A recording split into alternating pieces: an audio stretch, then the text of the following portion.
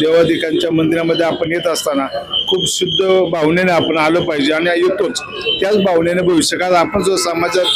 वागलं पाहिजे की मी एका छोट्या गावचा कार्यकर्ता, परंतु दादांनी मला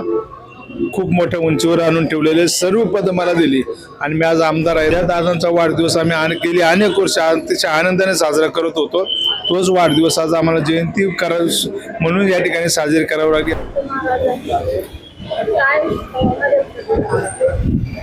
तर या ठिकाणी मी या रोडने नेहमीच जात असतो, परंतु मंदिरामध्ये आरतीचा योग या ठिकाणी आज पुनीतजी बालन यांच्या माध्यमातून या ठिकाणी आला आणि खऱ्या अर्थाने या ठिकाणी आरती घेत असताना अतिशय पवित्र असा सण गुरुपौर्णिमा ज्यामध्ये आपण खूप मोठ्या उत्साहाने साजरा करत असतो आणि त्याचंच औचित्य साधून हा गुरुपौर्णिमेचा सण या मंदिरामध्ये साजरा होत असताना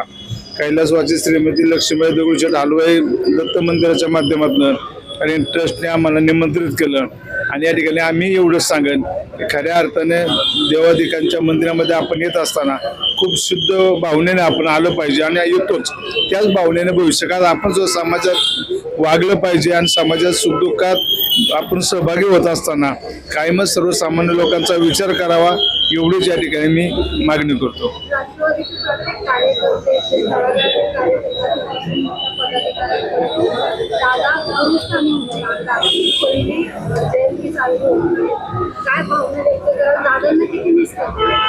खरं तर मी वैयक्तिक माझ्या आयुष्यात सांगतो, मी आमदार आहे केवळ दादामुळे आहे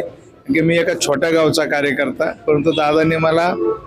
खूप मोठ्या उंचीवर आणून ठेवलेले सर्व पद मला दिली आणि मी आज आमदार आहे। दादा आज नाही यांचं खऱ्या अर्थानं आम्हाला खूप वाईट वाटतं, कारण की